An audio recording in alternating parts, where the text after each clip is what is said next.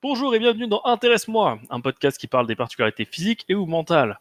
Vous vous trouvez actuellement sur l'épisode pilote qui a été réalisé avec Laure, atteinte d'eczéma atopique. Merci beaucoup à elle d'avoir voulu partager son récit et tenter l'aventure. Si vous souhaitez comme elle participer, je vous invite à me contacter à travers le formulaire en description. J'attends avec impatience vos retours pour ce premier épisode. Bonne écoute. Et ben on est bon. Oui, parfait. Eh bien bonjour Bonjour à Laure. toi. Oui, bonjour Alexandre. Je te laisse te présenter rapidement, dire qui tu es, quelle est ta particularité et pourquoi tu as voulu participer du coup. Donc je m'appelle Laure, j'ai 21 ans et je suis étudiante. Et je souffre, si on peut dire, d'eczéma, atopique. Et j'ai voulu participer à cet entretien parce que c'est quelque chose qui me tient à cœur, qui occupe, une très grande partie de ma vie et qui peut, je pense, aider, beaucoup de personnes qui souffrent, d'eczéma ou de d'autres pathologies, qui peuvent être similaires.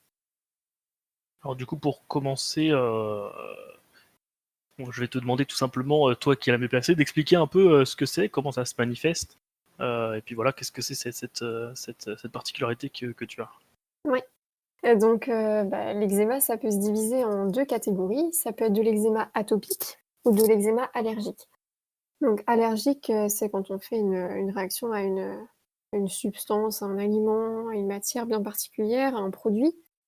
Et l'atopie, c'est plus, il y a un côté génétique et il y a aussi le fait d'être très sensible aux agressions extérieures, du milieu, donc la pollution ou les produits qu'on peut utiliser, le calcaire dans l'eau, par exemple. Et aussi d'être sensible aux changements d'humeur comme le stress, l'anxiété, la peur ou des choses comme ça.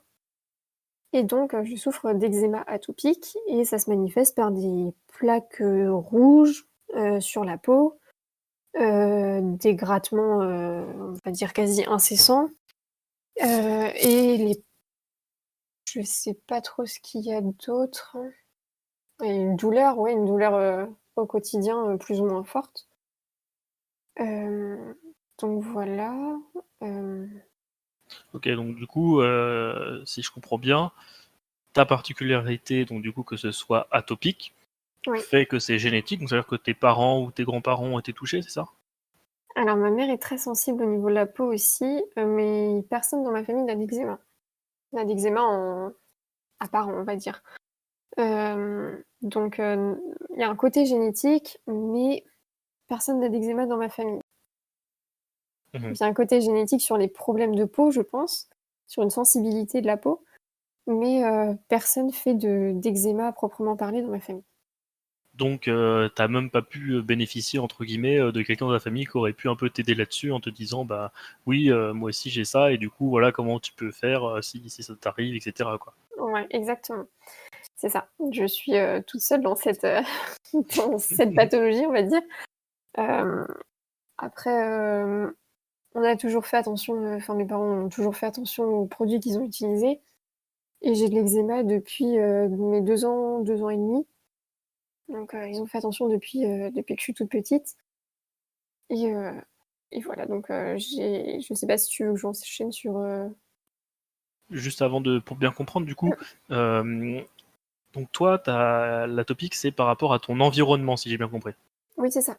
Donc est-ce que par exemple il est possible de créer un environnement entre guillemets stérile qui te permettrait de ne pas avoir des plaques si tu contrôles bien ton environnement, tu parlais de l'eau, tu parlais par exemple des matières, etc. Est-ce que Ouais. c'est possible techniquement d'avoir un environnement entre guillemets sain pour ta peau qui te pose pas de problème? Alors, à 100 sain, c'est pas possible puisque comme je te disais, il y a par exemple la pollution, le stress, les choses comme ça qui accentuent et qui provoquent, des crises d'eczéma. Donc je peux pas tout contrôler, mais ce que je peux contrôler, je le fais. Je contrôle par exemple, la lessive que je fais moi-même avec le moins de produits, chimiques possible. Les matières que je porte, je suis obligée de porter des matières naturelles, comme, le coton, le lin ou la soie, mais la soie, c'est beaucoup plus cher aussi donc je peux pas porter de matières synthétiques. Je le contrôle aussi avec les produits que j'utilise, pour ma peau au quotidien donc avec, des crèmes, des produits uniquement de pharmacie ou des produits, de fabrication, maison ou artisanale. Et au niveau de l'eau, non, je peux pas y faire grand chose, On a des filtres à la maison, mais je peux pas y faire grand-chose et quand je vais chez d'autres personnes, c'est plus compliqué à gérer, au niveau de l'eau, quoi. Je peux pas demander aux gens d'installer un filtre, Oui, bien sûr, ouais. pour eux. Ouais, mais justement, c'est pour savoir justement si toi, dans ton environnement, tu avais la possibilité euh, de faire ça. Mais c'est vrai que du coup, si les émotions entrent en compte, bah, c'est tout de suite enfin, beaucoup moins évident, surtout en étant étudiant, j'imagine. Oui et puis, en étant sensible au stress, j'ai toujours été sensible au stress donc ça n'aide pas et ça impacte aussi, sur, des activités au quotidien. Par exemple, aller à la piscine, aller, au sauna ou aller au spa, faire un soin, en esthétique, une épilation, enfin rien n'est facile et tout doit être anticipé, quoi. Je peux pas, m'épiler dans tous les instituts, je peux pas, faire un soin dans tous les instituts. Il faut que je vérifie les produits qu'ils utilisent, il faut que j'adapte, parfois les produits du soin, que je teste en avance les produits pour voir si ma peau va le supporter. Les techniques d'épilation sont parfois, assez douloureuses ou, bah, soit sur le moment, soit, après. Donc, il y a beaucoup de choses à gérer, beaucoup de choses qui rentrent en ligne de compte et qui sont parfois difficiles à contrôler. Ouais, donc ça t'augmente beaucoup du coup ta charge mentale, à devoir tout contrôler, tout penser, tout réfléchir à tout ce que Exactement. tu peux porter, etc. Ouais, je comprends, ça doit pas être simple. Et trouver des vêtements en coton pour les femmes, c'est très, très, très, très compliqué. Ah ouais, à ce moment-là? Cette année, j'ai trouvé 2 pulls en faisant, des dizaines de magasins, Ah, sans que ce soit excessif. ah oui, Donc d'accord. ouais, c'est très, très compliqué. Chez les hommes, il y a énormément de coton, mais chez les femmes, il y en a très, très peu. C'est bizarre qu'ils aient comme ça de l'offre pour un Et sexe et pas ça l'autre. ça a changé parce que j'ai trouvé des pulls il y a 3, 4 ans, je trouvais beaucoup de pulls en coton et ça a énormément changé dans les magasins et rien qu'en touchant la matière, je sais si c'est du 100 coton ou pas. Donc dès que j'en trouve, je prends le stock de de vêtements pour être sûre. Et du coup, ça t'est arrivé ou pas de trouver un vêtement qui marquait 100% coton et que tu touches et tu dis non, non, ça passe pas. Non, le 100 coton, ça passe toujours. Le problème, c'est quand le coton est mélangé avec des matières comme le polyester, la viscose, les choses comme ça, là, ça passe pas du tout.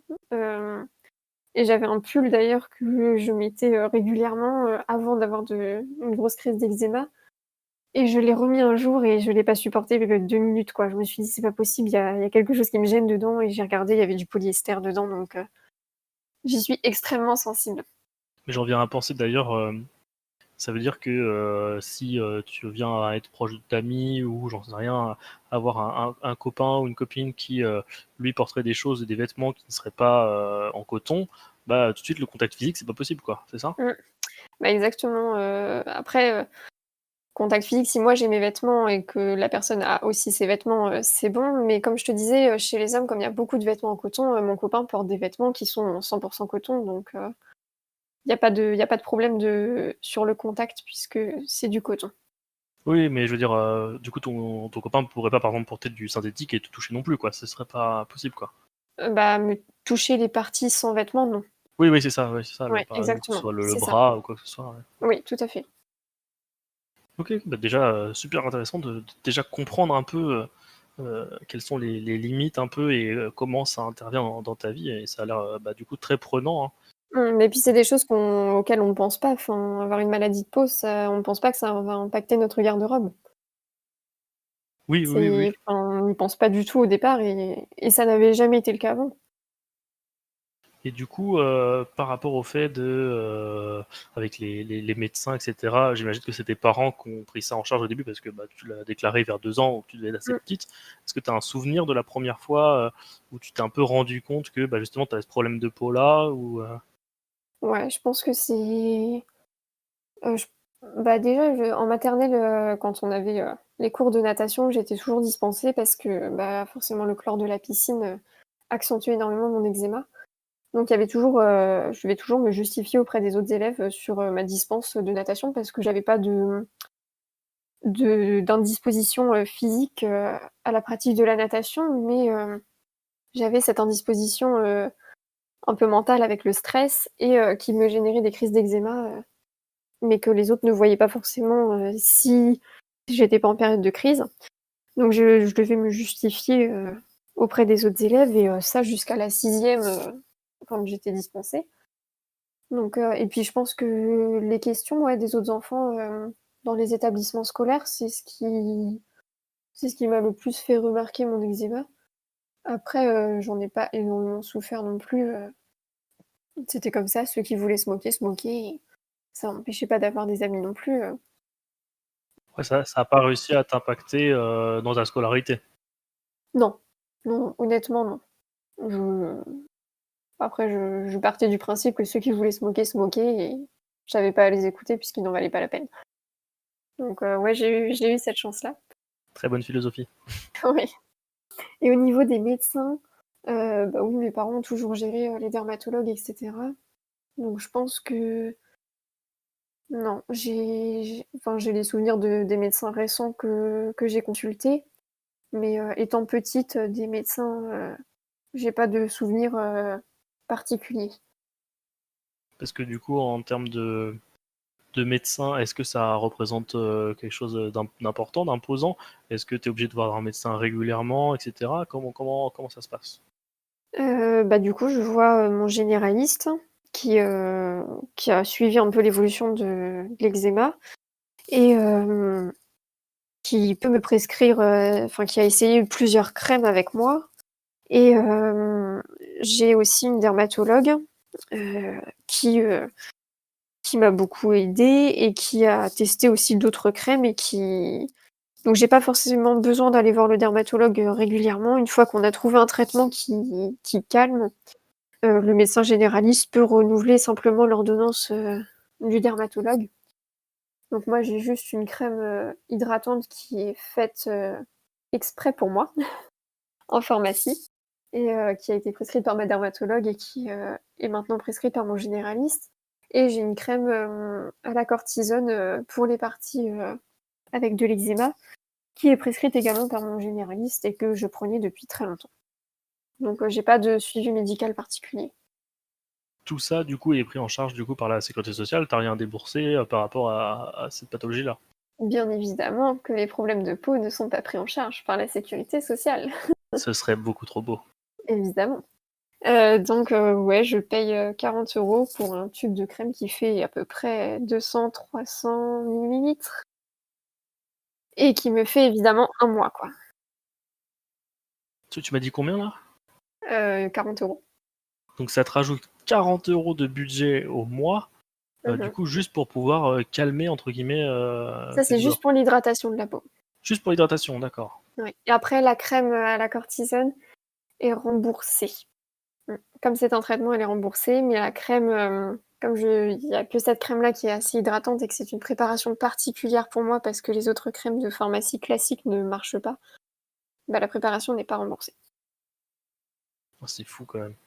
Et oui. Obligé de débourser 40 € par mois, alors que le reste de ton traitement est remboursé, quoi. Ouais et c'est surtout qu'on n'a pas enfin, j'ai pas le choix, je peux pas prendre de crème, en grande surface ou dans des magasins de grande distribution ou des magasins d'esthétique, classiques, puisque ma peau ne les supporterait pas avec les parfums, les alcools qu'il y a dedans. Enfin là, la crème que j'ai, il y a 2 composants dedans, un composant hydratant et un composant, pour calmer les démangeaisons. C'est tout ce qu'il y a dedans, il y a rien d'autre. Donc je peux pas prendre autre chose, en fait.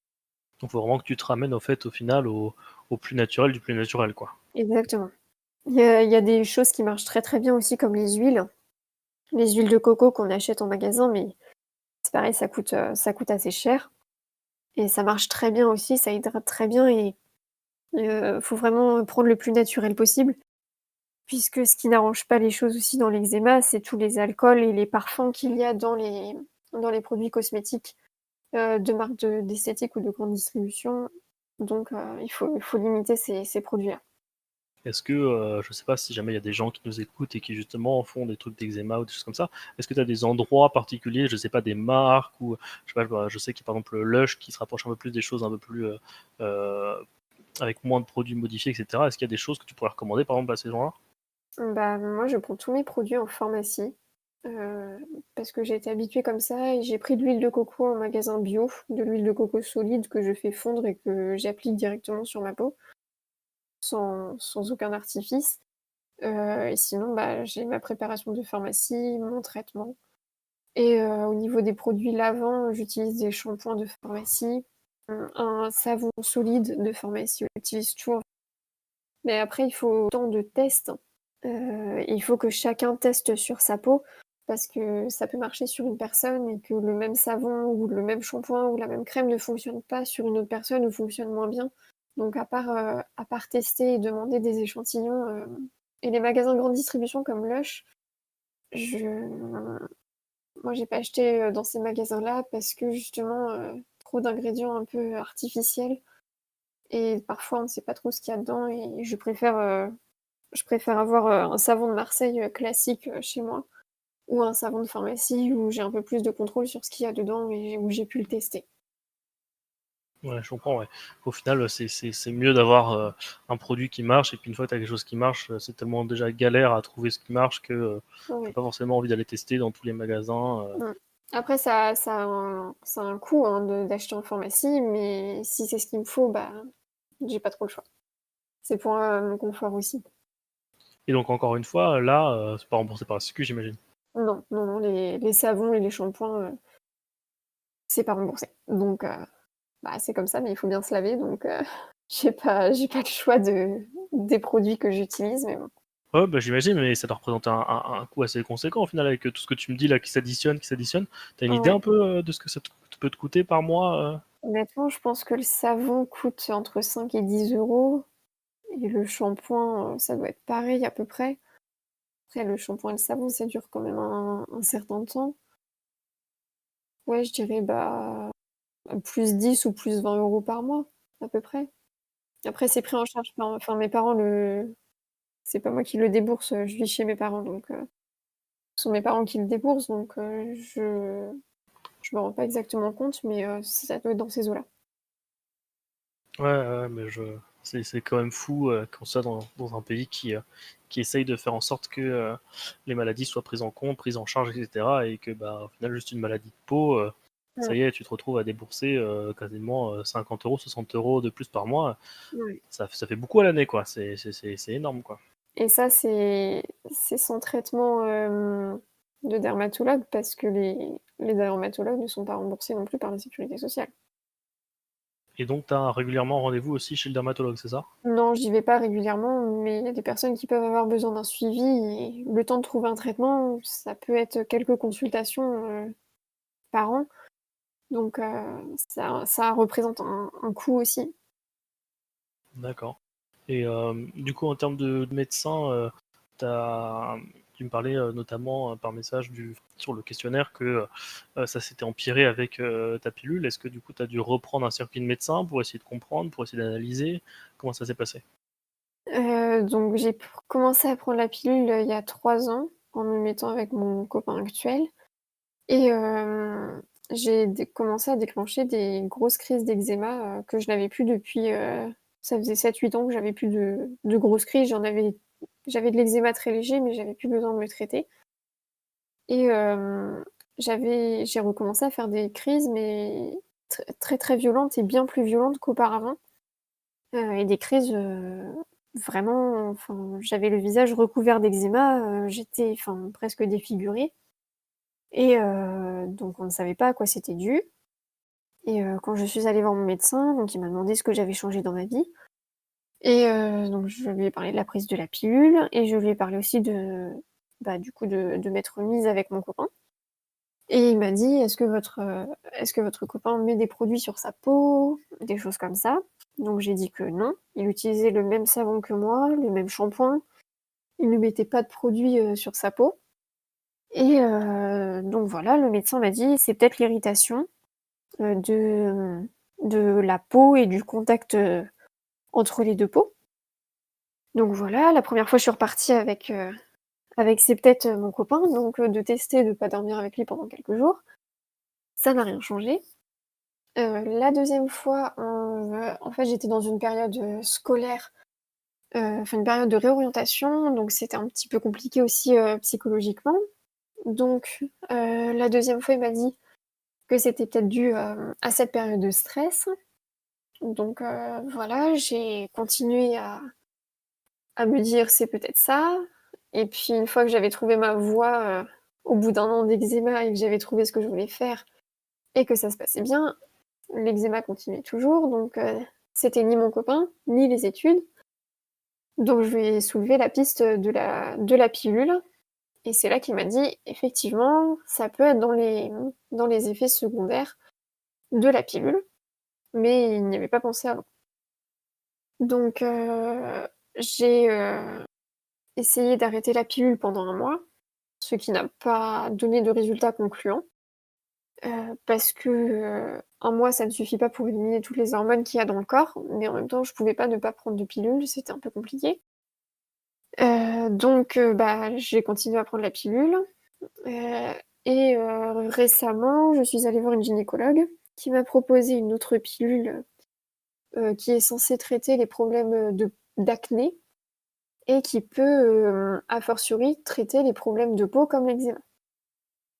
J'ai testé cette pilule et ça n'allait toujours pas et en fait, je me suis rendu compte que, les poussées d'eczéma correspondaient aux périodes de règles, donc aux chutes d'hormones, lorsqu'on prend une pilule, il y a une semaine où il n'y a pas d'hormones, quand on prend une pilule à 3 semaines et la semaine où je n'avais pas d'hormones et bien, je faisais une poussée d'eczéma qui mettait du coup 1 semaine, 2 semaines à se résorber et ça recommençait.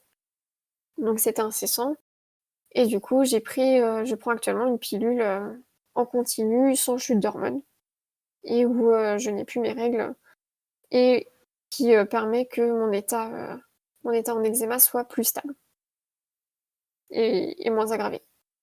D'accord.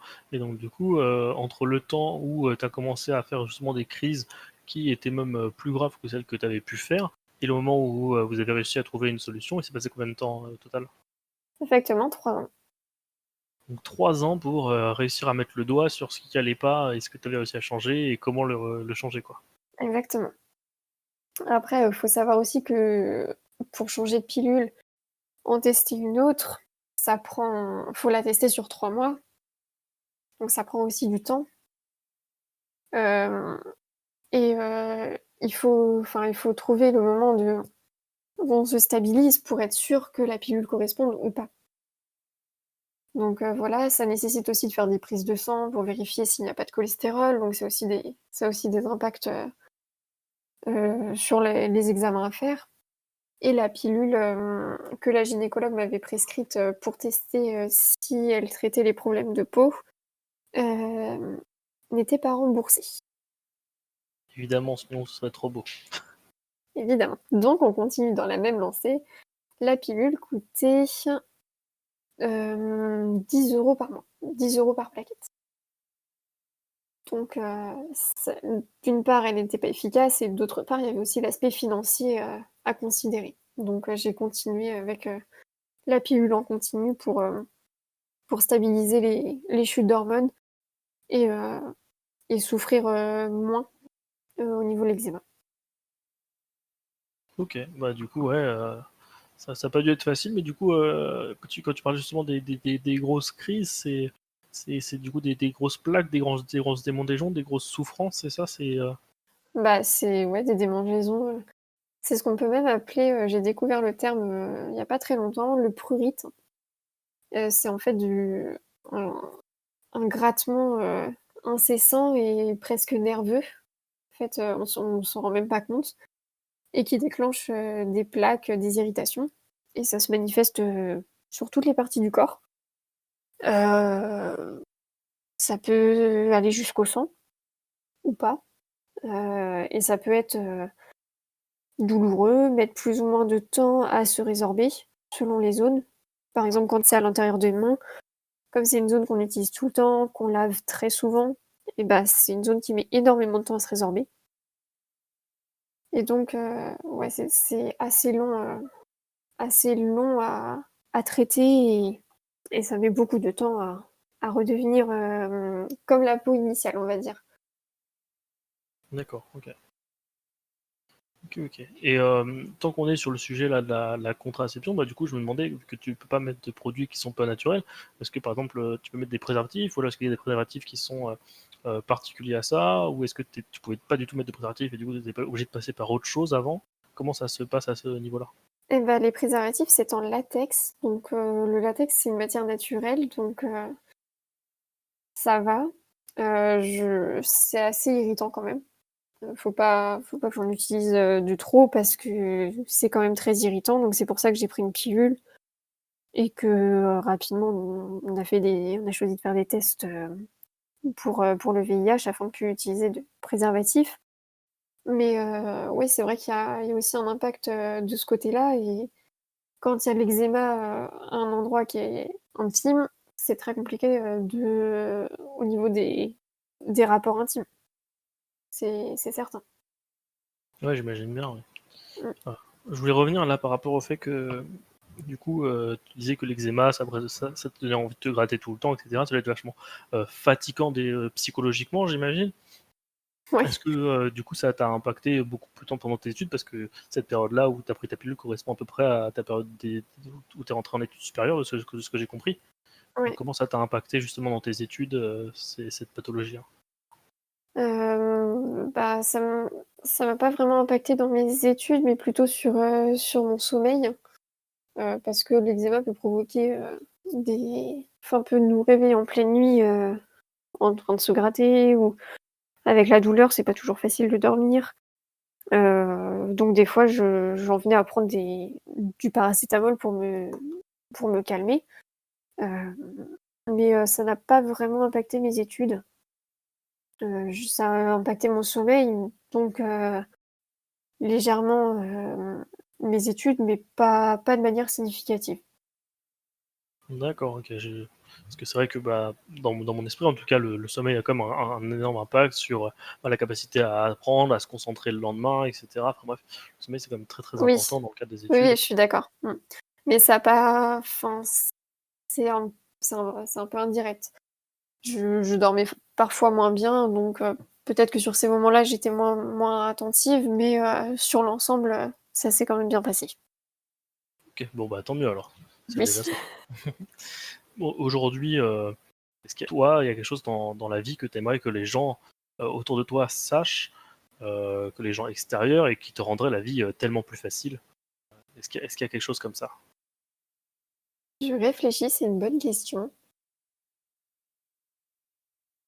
Quelque chose où tu seras en mode: «Putain, mais si ça, les gens le savaient, ça serait ça m'aiderait beaucoup», tu vois? Bah, par exemple, ne pas imposer le gel hydroalcoolique dans les magasins, ça m'aiderait. Ah ouais? Ouais, C'est ça, très c'est sur le c'est contexte super. actuel, mais Bah ouais, c'est super, c'est actuel et du coup, parce que le gel hydroalcoolique, toi, tu peux pas? bah, si, je suis obligée dans les magasins, mais bah, forcément, quand on a des plaies sur les mains, si tu verses de l'alcool sur une plaie, ça fait pas du bien, quoi. Donc bah, ouais, je suis obligée d'utiliser du gel, mais quand j'en ai déjà mis dans le magasin d'avant et que j'ai rien touché, il y a peut-être pas besoin de me forcer à en remettre, quoi. Pourquoi tu parles de plaies? C'est à cause de l'eczéma? Oui, L'eczéma implique des plaies, du coup? Quand tu te grattes, parfois, c'est oui. ça? Si c'est profond, oui, ça peut être, des plaies ou des crevasses, assez profondes. Mais c'est par rapport au fait que tu te grattes, par rapport à la Ouais, c'est ça. déshydratation, par rapport, Par rapport au fait que je me gratte. d'accord, OK, parce que du coup, c'est pas possible physiquement de pas te gratter, quoi, c'est ça? En fait, je m'en rends pas compte. Là, je suis actuellement en train de me gratter, mais je m'en rends pas compte sans réfléchir, je m'en rends pas compte et je peux même pas m'en empêcher, en fait. C'est une douleur à un endroit et je ne fais même pas attention au point jusqu'auquel je me gratte, quoi.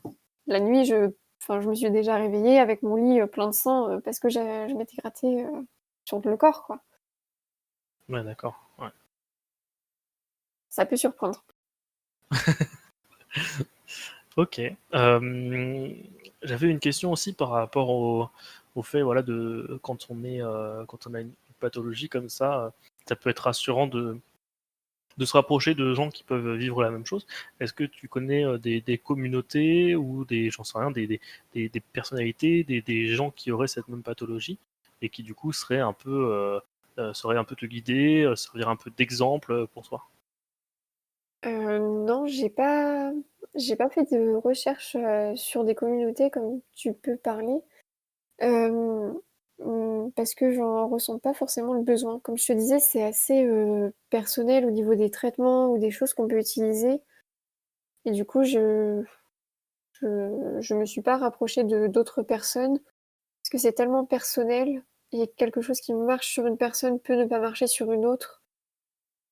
Et j'ai déjà envie de me concentrer sur moi et pas que ça occupe mon esprit non plus tout le temps et d'être sur des communautés, je pense que ça pourrait m'occuper trop l'esprit et me faire trop penser à ça et je préfère penser à d'autres choses ou parler d'autres choses, quand je peux le faire, sur des réseaux sociaux où il y a des communautés, par exemple.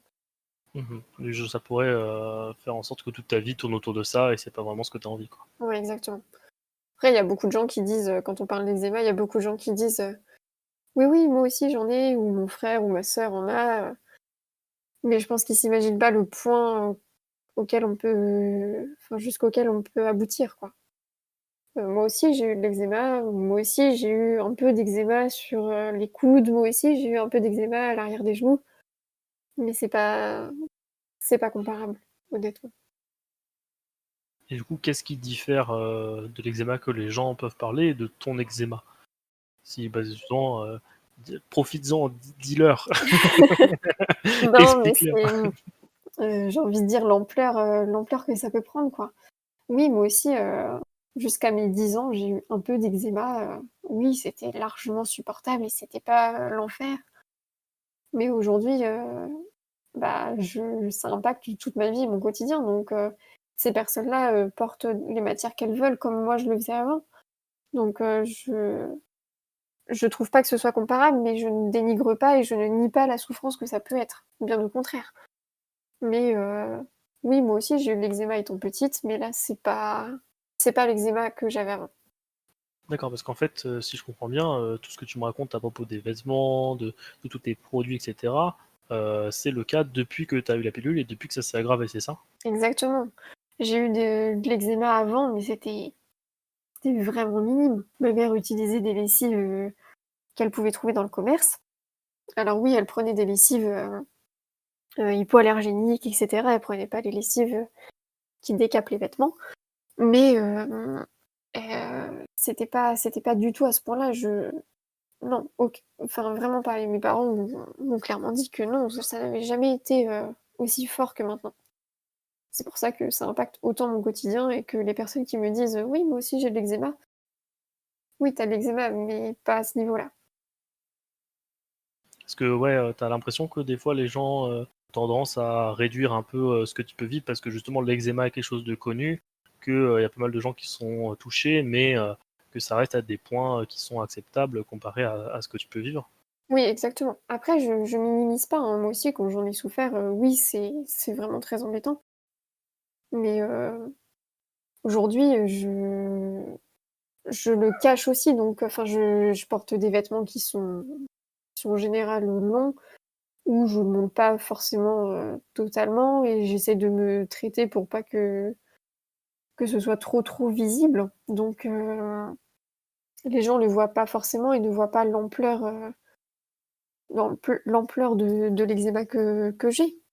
C'est pour toi que tu veux cacher ou c'est plus par rapport au fait d'avoir des remarques, des d'autres personnes, Non, c'est juste que j'ai pas forcément l'habitude de porter des vêtements, après ça m'empêche pas de me mettre en robe et cetera, mais les gens qui me côtoient pas au quotidien, enfin à la fac, je en général, je suis en pantalon, donc les gens le voient pas forcément, donc ils voient pas forcément les jambes, ils voient pas forcément le dos, enfin même si je suis en t-shirt, le dos ça ne se voit pas. Donc même s'ils voient mes bras ou mon visage, c'est qu'un détail en fait. Ils s'imaginent pas que c'est sur tout mon corps la même chose.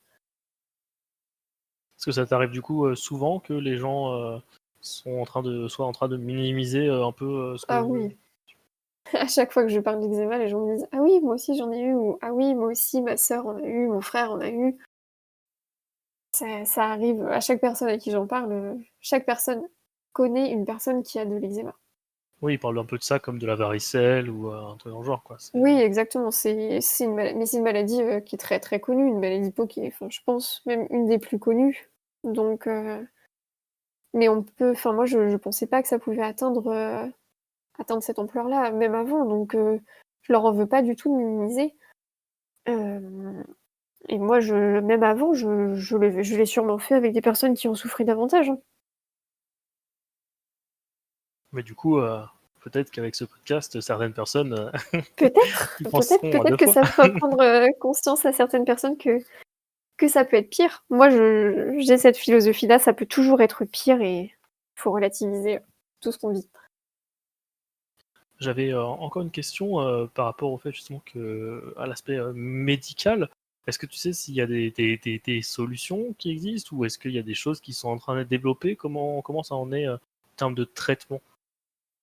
Alors en traitement, il y a des traitements très lourds à base d'immunosuppresseurs, donc qui jouent énormément sur les hormones et que les médecins ont refusé de me prescrire du fait que j'étais jeune. Donc il y a des traitements comme ça qui sont assez lourds, mais j'ai pas beaucoup d'informations dessus.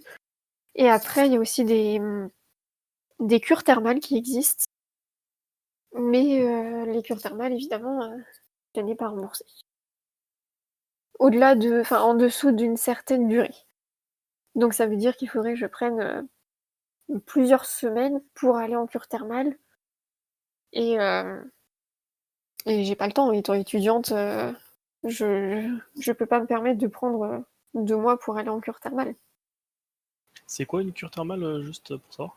Donc une cure thermale, c'est aller dans des endroits, dans des stations thermales, comme peut-être que tu connais les noms Avène, Uriage. Qu'est-ce qu'il y a d'autre qui est connu? Pour le coup, ça me parle pas du tout. C'est des sources Euh, chaudes, c'est ça? alors c'est pas des sources chaudes, ce sont des sources d'eau, mais pas chaudes, ce sont des sources d'eau naturelles et qui ont des propriétés calmantes pour la peau, pour les rhumatismes, pour le stress. Enfin, chaque cure thermale a ses propriétés apaisantes. Et donc, certaines sont spécialisées pour la peau, d'autres pour les rhumatismes, d'autres pour les problèmes d'anxiété, de stress, les troubles alimentaires, pour gérer cet aspect psychologique. Donc, il y a des cures thermales qui peuvent exister, mais le remboursement est soumis à l'accord de la sécurité sociale. C'est pas toujours le cas. Et c'est pour des durées assez longues en général, donc il faut être disponible. Donc, je n'ai pas encore testé les cures thermales. Je ne sais pas si je le ferai un jour. Au niveau traitement, il y a des crèmes qui peuvent être utilisées au quotidien, mais qui sont encore à base de cortisone, des produits qui sont assez forts pour le corps quand même. Et c'est tous les traitements que je connais. Après, je suis pas forcément spécialiste sur ça.